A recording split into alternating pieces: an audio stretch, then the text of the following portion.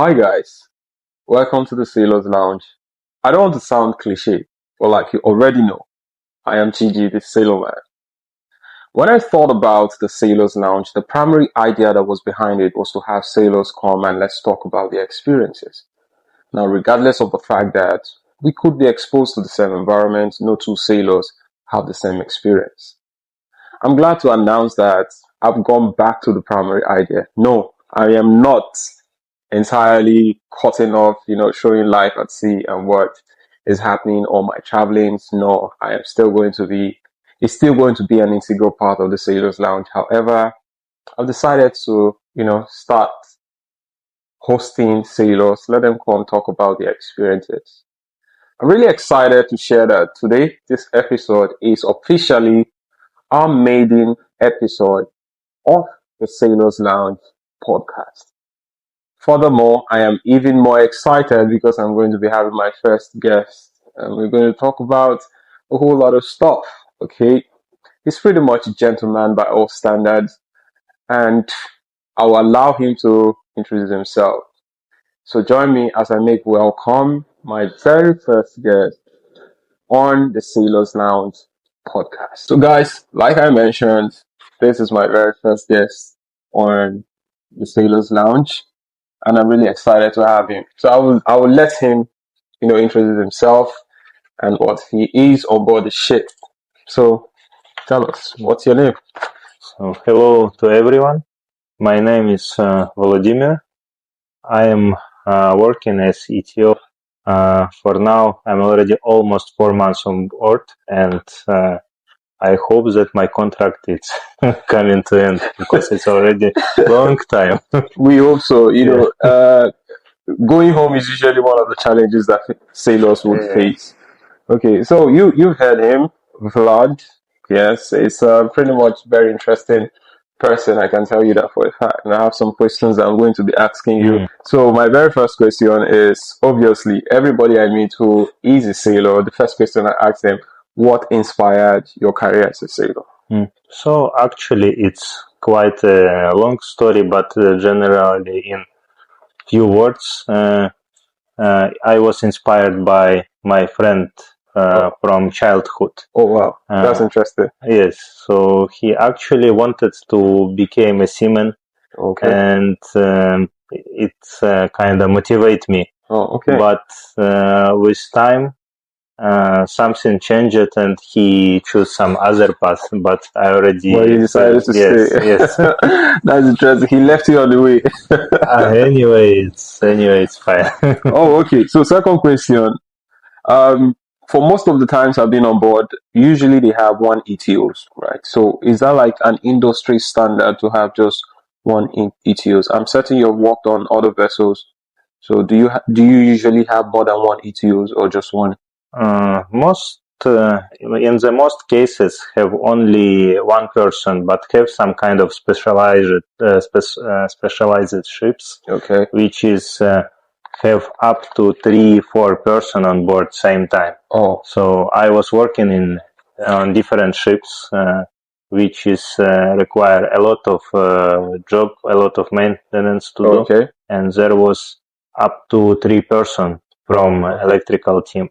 So here on LNG, especially DFD, I could say that one person is not enough sometimes because my job sometimes are dependent from assistance. That's why it would be good to have somebody with same kind of experience. So it's no need. So the next question I'd wanted to ask you was what does being an ETO entail? Can you just briefly tell us what it entails? Being an ETO on board a ship. Yeah, so actually it's kind of interesting job, to tell true. My opinion, this the most interesting job because you always have different cases. Every day.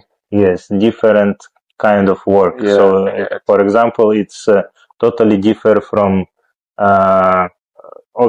deck officer job. That does one similar thing all the time. Yes. And from engine room, various engineers also sometimes they have most same some thing. routines. Yes.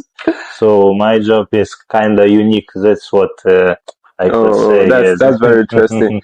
So the next question is, what is the most unusual or unexpected issues you've had to fix on board? How did you solve it? So actually, I will tell not about exactly issue. It was like one case, kinda abnormal.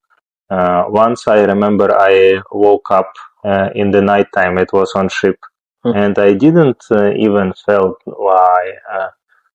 What was the reason? And before I start thinking what is happening, I already was putting my boiler suit, and actually there was a kind of fumigation of freon inside accommodation, and this thing is kind of dangerous. When I already put my overall, already sounded fire alarm on ship, and when I go down, I saw third engineer who already stay near a room, and there was a lot of smoke coming inside. Yeah, and actually, my first action is I wanted to go inside to do something because I know where is the breaker, how to isolate power, but he just pulled me by hand and say like, don't be a Superman.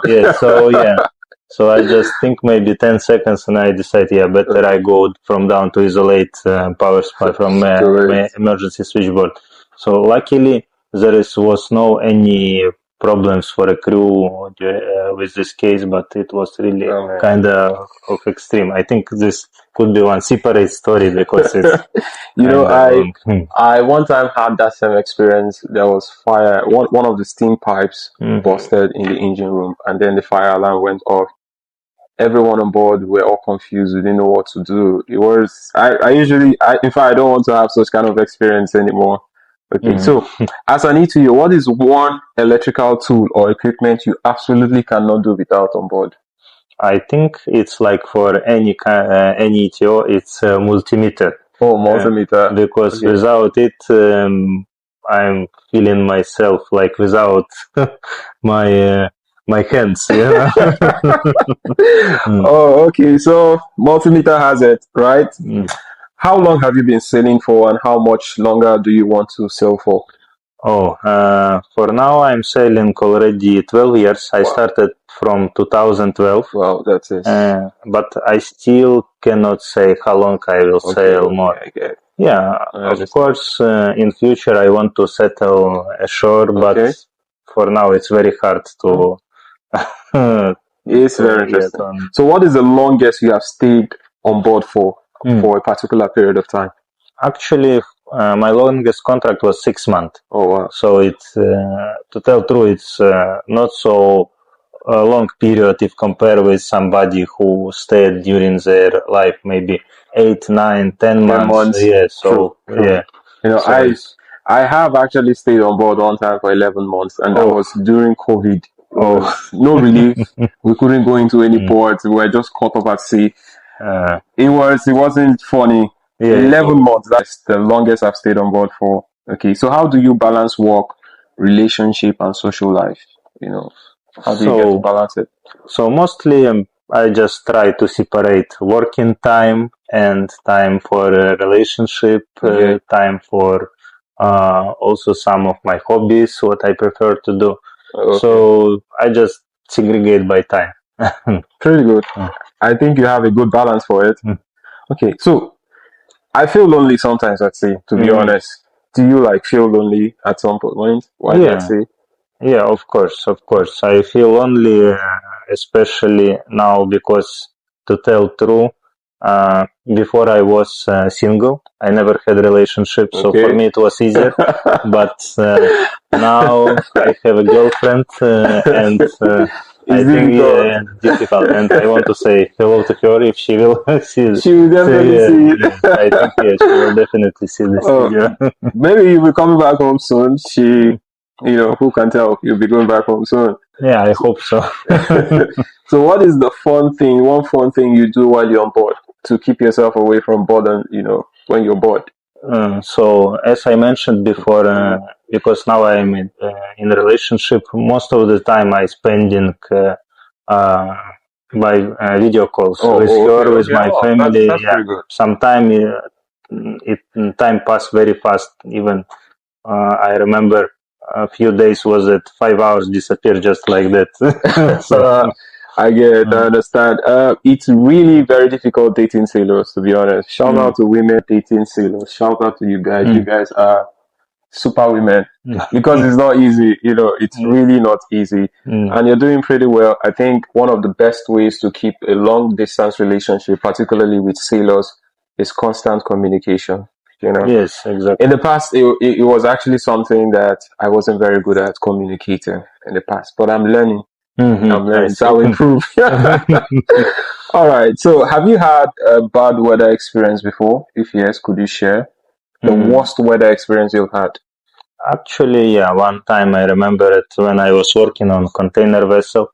We was passing very close to one hurricane, and this really was, to tell true, it was scary because sometimes there was so heavy waves when it hit ship that some computers even shut down, and and even somebody fall down because this impact was so strong that really this. I have actually experienced it, but not as severe as yours. There was this time we were coming back from France. We were just passing Bay of Biscay, and it was crazy. I had to question myself, why did I ever become a sailor? It was so bad, to be honest. We all were ready for maybe the master's call to abandon ship because it was that bad. Oh, I didn't but well, that's it. That's what sailors will do. Okay, which is the most interesting place you have been to as a sailor? Actually, it was during my first contract as ETO when I just got promoted. Okay. It was it happened on board. Okay. And I was in in good relation with captain, and we decided to go ashore. So we make some kind of celebration, and this was really one of the best. Where was that? Which country was that? This was in Ecuador. Ecuador. Yeah, we go ashore more than 24 hours. Wow. So it was everything, bars, hotel, all kind of. Ecuador could be an interesting place. Yeah. I've seen pictures, I've seen videos. Pretty much interesting. Oh, okay, that's really nice. So, what is one misconception you have heard about sailors? So I think it's almost everybody faced it.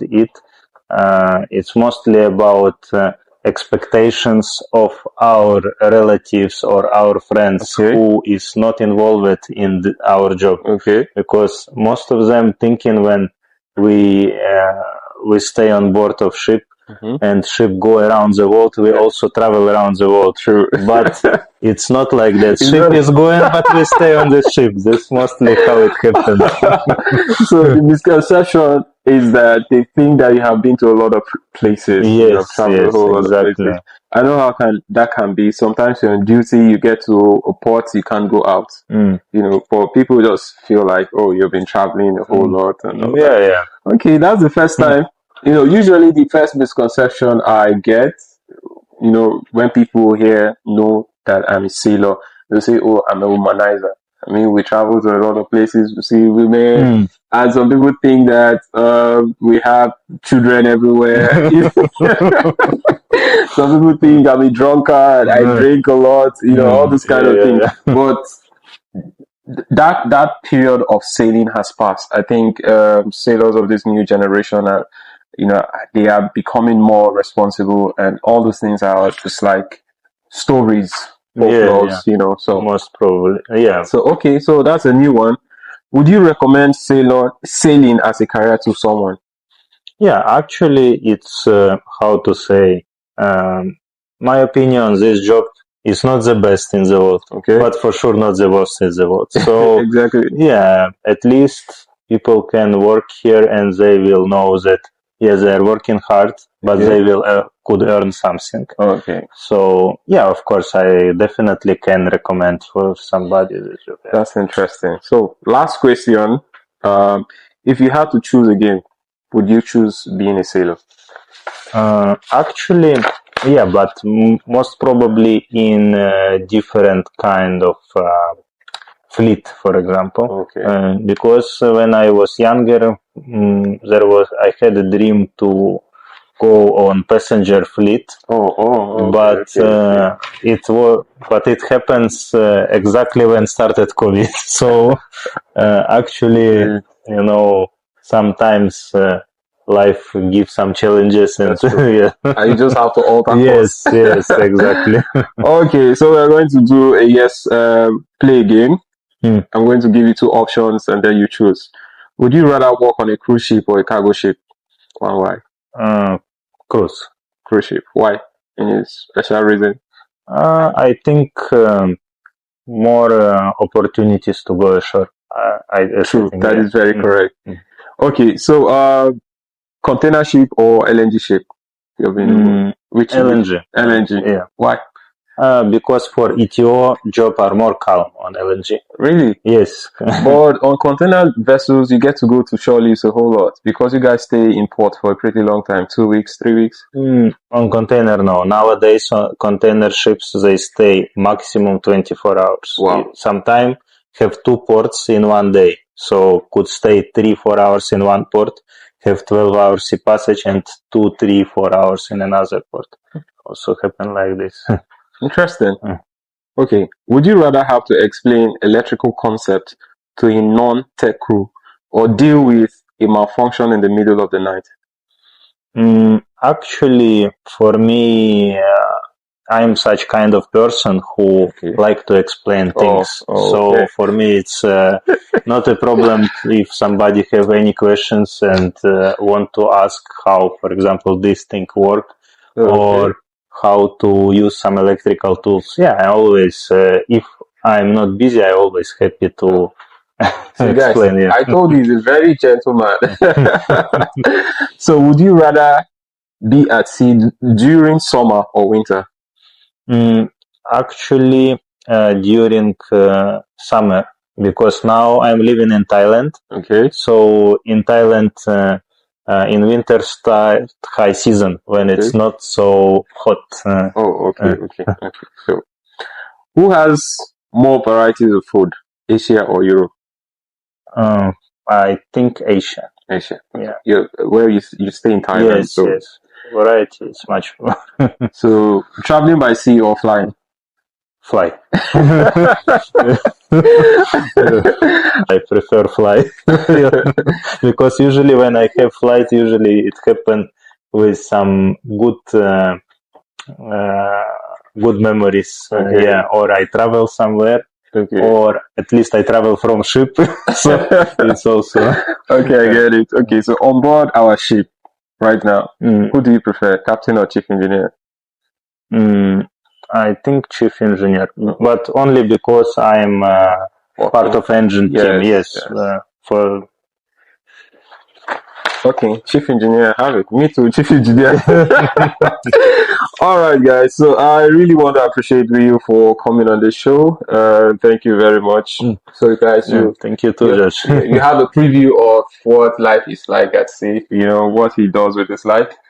You know, so guys, please can you tell them to like and share? Obviously, subscribe to the channel. So, guys, subscribe to the channel.